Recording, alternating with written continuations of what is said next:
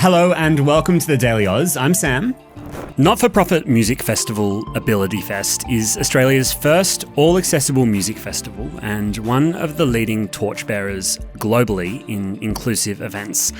On today's podcast, we're joined by former Australian of the Year Dylan Alcott, the curator and founder of the festival, to discuss with him what makes this festival different, the current barriers that prohibit people with a disability from accessing live music and music festivals in Australia, and whether Ability Fest should be there in the future.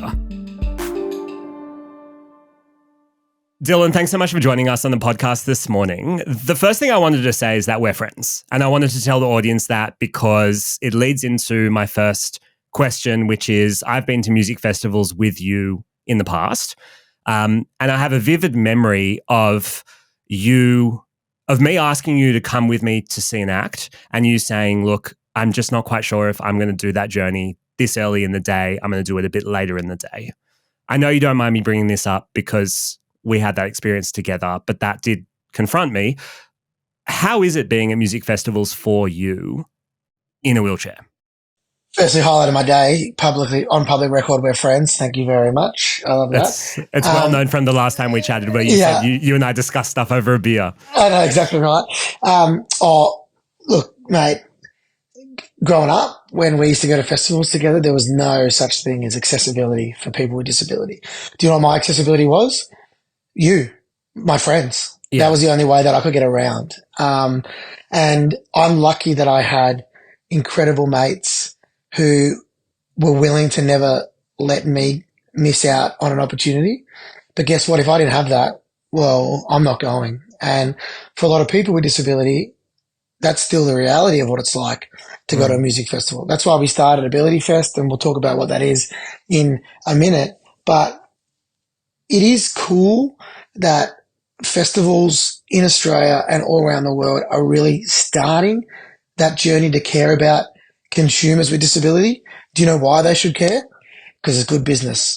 Because we like music just like everybody else. But that example that you just gave, it made me feel like an inconvenience to my friends sometimes. And that's not a vibe you want to have at a festival, do you? All right? No. But the reason that I love music festivals is it doesn't matter about your race, religion, how you look, your disability. People are just there for the music. And that was actually one of the first times in my life when I was 17 years old and snuck into Falls Festival, underage, that I felt included, mate. It was beautiful because we were all just watching the music together and we were sharing that moment together. And it was one of my favorite places in the world, was a music festival. And I just wanted to provide that opportunity to more people with disability who aren't as lucky enough as I am and privileged as I am to have beautiful friends who made sure that I wouldn't miss out. And that's kind of why Ability Fest was born. So I remember on that occasion, the issue was that there was a lot of gravel around and that it was hard for you to travel over that type of surface. But zooming out a bit and perhaps not talking about that example, but music festivals more generally, what are the barriers for people with a disability that come up the most at a festival? Mate, I kind of break them down to the hardware and the software. Okay. The hardware is the built environment, so the environment that we're on. What you just said then, gravel, grass, hills, long distances, lack of bathrooms, not being able to see anything because you are a touch taller than I am, although you do have a great behind when I get to sit behind you. They're the things that are really tough for not being able to hear the music. Right? If you're deaf or hard of hearing, lights for people who are neurodiverse, whether it's lights, lasers, fireworks, whatever it is, they can be barriers for people. But there's also the software as well.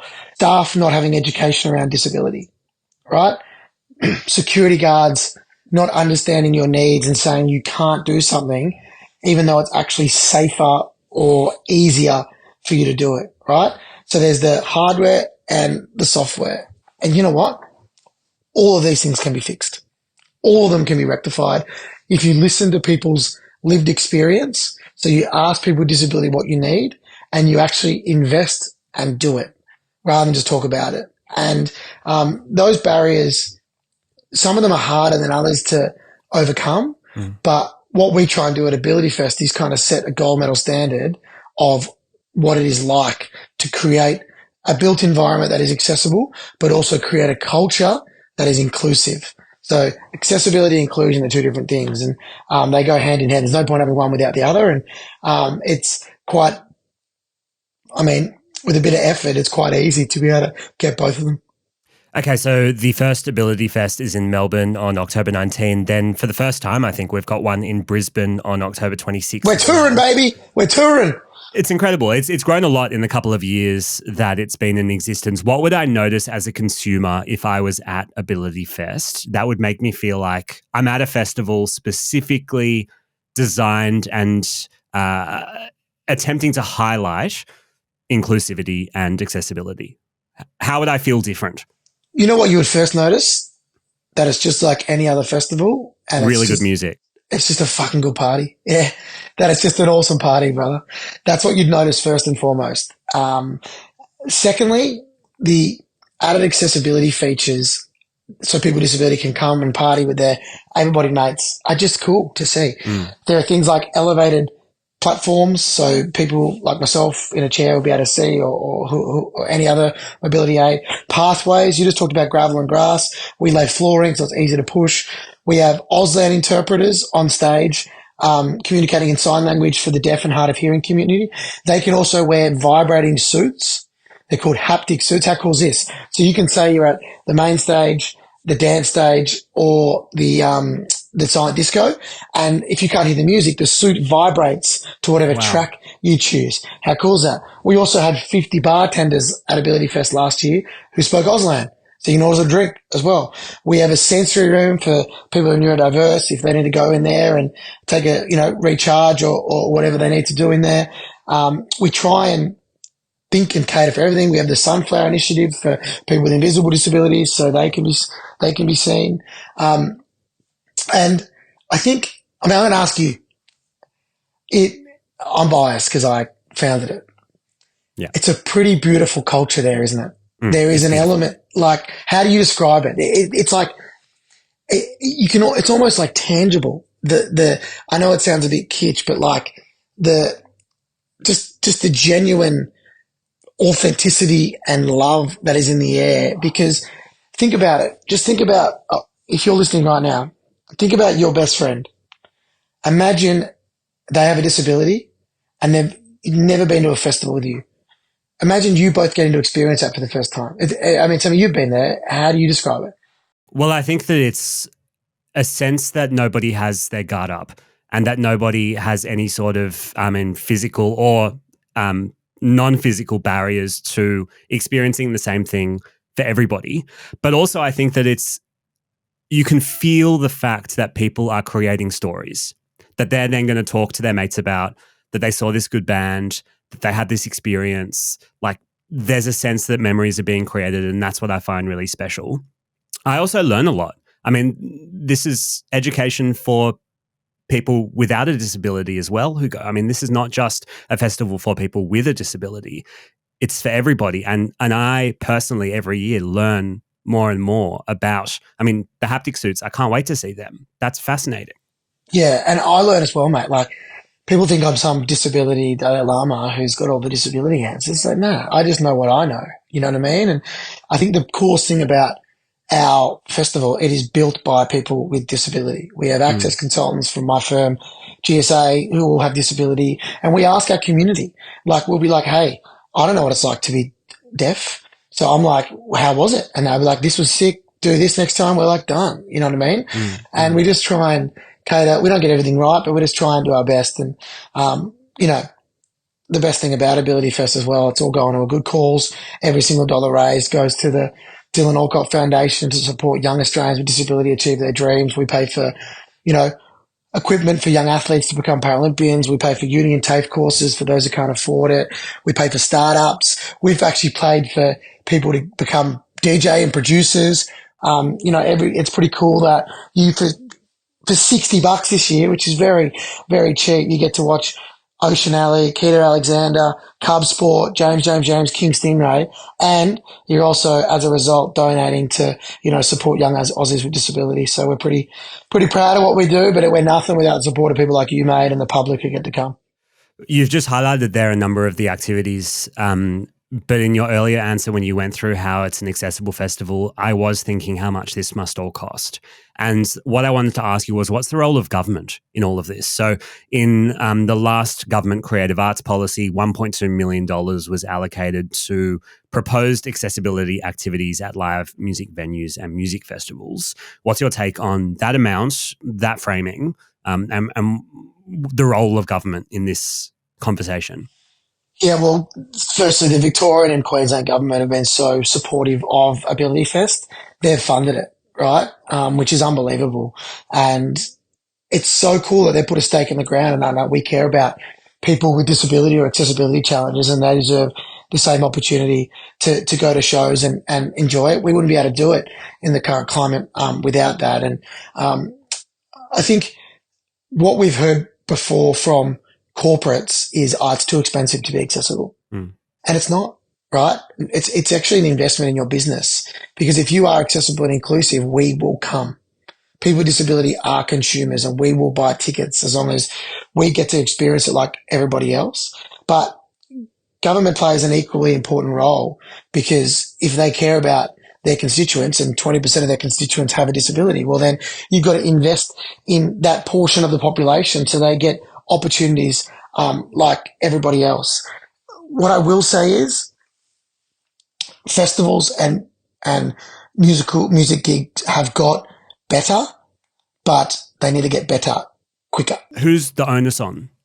Well, it's on both, to be honest. But I think it's what we find in not just music festivals, but my work in the industry is in my consulting firm, GSA. Government blames corporate and corporate blames government, but both need to work together to be able to do it. And mate, I'm not going to sit here and complain. 5 years ago, no one gave a shit. So it is getting better, but it's about listening to our community about what we need.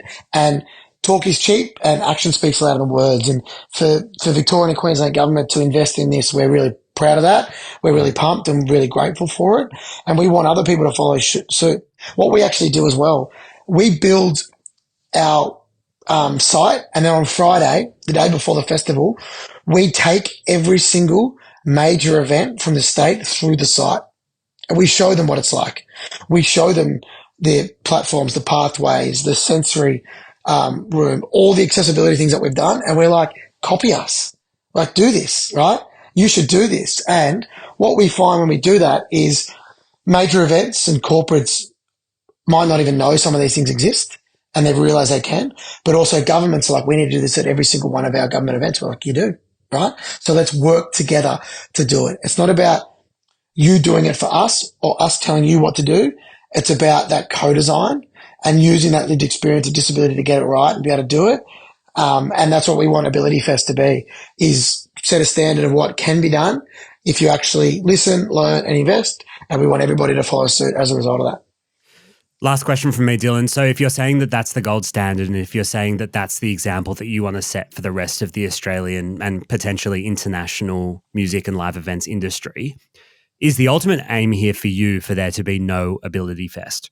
Because every festival is Ability Fest. Would that be success to you? Yeah. Mate, you nailed it. My success in life is to be redundant.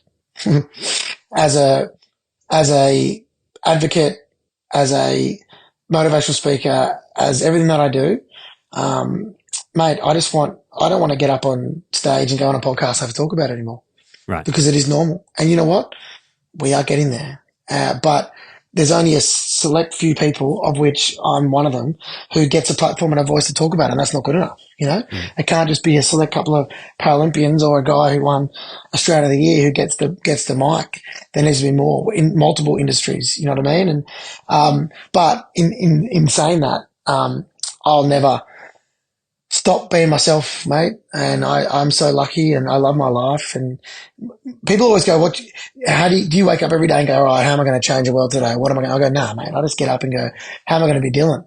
And what cool shit can I do that I love doing that might make a change and change perceptions, you know? And I'm acting these days and doing all kinds of cool stuff and I'm loving it, mate. But, yeah, if every single festival around the world had accessibility features so we could come, I'd be doing metaphorical backflips because I'm not very good at flipping because I'd be pumped, mate. And that's what I want. I really do. But I'm lucky working in the music industry, got some really good mates, and I went to Coachella with one of my really good mates, Dom Dollar this year, and Coachella hit me up and we're like, mate, come look, check out our accessibility features because we saw what you did at Ability Fest and we've done some of them. How cool is that? That's awesome. Really cool. That's so cool, mate. And I got it on a tour. I was like, sick. I saw that. I'm going to copy that. I don't like how you did that, but that's what it's about. Wow. And it made me pumped. And that's what literally, that's why I get out of bed, brother. That's why I get out of bed. And, I'm so grateful so many people like yourself, like the Daily Aus, have supported me from day dot, mate. Shared not just my story, but the things that we believe in. And I think as a result, we are getting change. We really are. We are. Some disabled advocates will say otherwise, but we are getting better. There are more voices out there. Things are changing. It's just about them changing quicker and, employment, education, it's all plays a role. And, hopefully I've played a small role in that, and we'll see what happens in the future. Well, let's full steam ahead to Ability Fest on the 19th. I'll be at the Melbourne one there with you, Dylan, but I'm so excited that it's in Brisbane as well. Dylan, thank you so much for joining us. I'll throw a link for the tickets in today's show notes. But it's a real example, I think, of industry, public sector, private sector, music fans coming together and celebrating, which is pretty special. And mate, I'll be there. If you come to Ability Fest and you see me, make sure you come say good day. People are sometimes scared, but that's what I'm there for. And yeah, please buy a ticket. It's all going to a good home at the Dylan Alcott Foundation. And if you buy a ticket, you can win a new bloody car. You win a Kia. You go in the draw. So tickets still available. I'll see you all in Melbourne and Brizzy. Thanks so much, Dill. See you, brother.